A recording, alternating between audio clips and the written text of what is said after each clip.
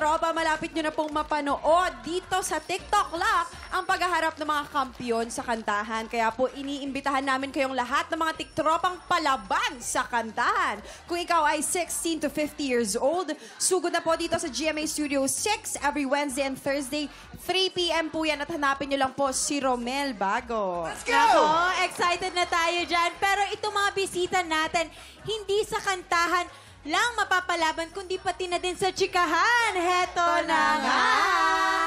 O, ang issue natin, pauutangin mo pa rin ba ang biyanan mo na panay kuha sa tindahan at puro lang palista? Kanina na pag-uusapan natin to off-cam. Ano ba yung opinion nyo dito, Mamang? Ay nako, negosyo ay negosyo. Walang kamag-anak. Alam nyo, dapat nagsusuportahan tayo.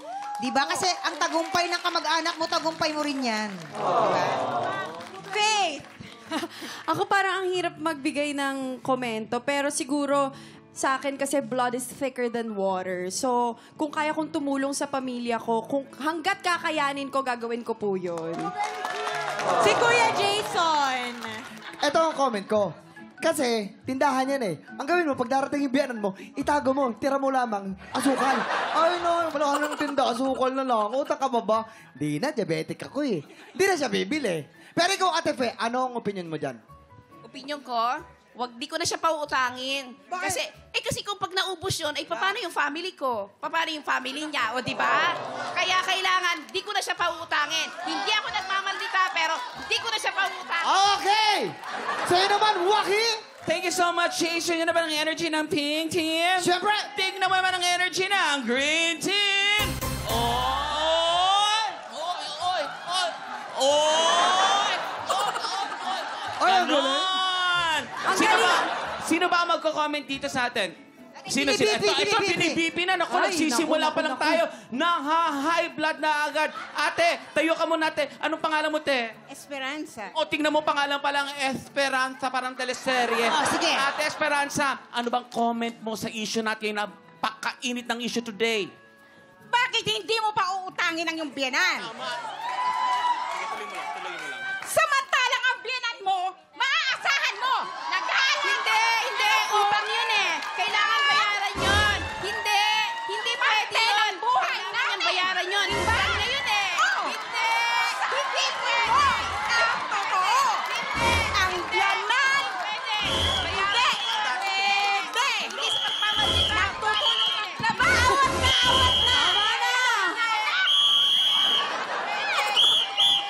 Partena ng ating pamilya! Mami! Tama na! Nakakaloka kayo! Nakakaloka! Na-high blood. Na-high blood. Na-high blood. Pati kami dito na high blood. Tumaas ang BP. Rati kayo! Yung isa, tingnan mo, oh. Ay, hinimatay na. Tinatanggalan na ng lamig. Kasi usapang biyenan talaga, pagdating sa ganyan talaga, medyo sensitibo, iinit ang ulo mo eh. Pero, mommies, maraming salamat po sa Very inyong good. mga comment. At dahil dyan, wag nang ma-high blood dahil surprise! May pang-blessing kayo mula sa TikTok Lock. Congrats! Ayan, mga tiktropa, ilang logo na ang nabibilang ninyo. Tuloy-tuloy lang sa pagtutok dahil hanggang sa dulo ng show, pwedeng lumabas yung mga logo na yan. Pagkatapos nyo magbilang, pumunta na kaagad sa official promo page para i-register ang inyong sagot.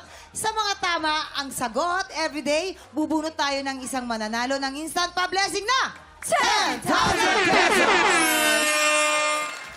Sumasabog na sa saya. Nararanasan na ng mga tiktropa natin mang nabiyayaan ng 10.